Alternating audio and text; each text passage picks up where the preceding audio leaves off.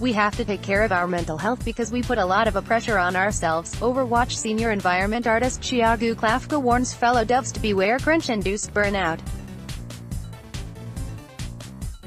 The continued struggle the game development industry has with crunch, both mandated and self-imposed, came up during a panel at the Digital Dragons conference this year, prompting developers from Bungie, Naughty Dog, Sony, Santa Monica and Blizzard to share their own opinions and experience with the controversial practice.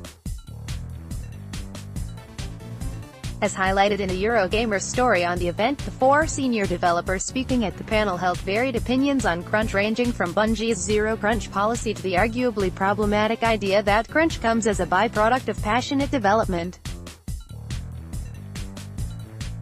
Blizzard's Thiago Klafke, however, sought to remind developers that crunch can hasten burnout and have a severe impact on the mental health, even when that crunch is self-imposed.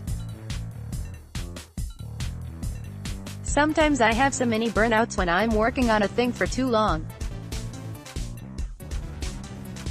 I look at the same thing for 2 months and I'm like, I hate it, I can't look at it anymore, recalled Klafke. That's the time I go for a walk on the weekends and forget I work on games, and do random stuff that doesn't have anything to do with games.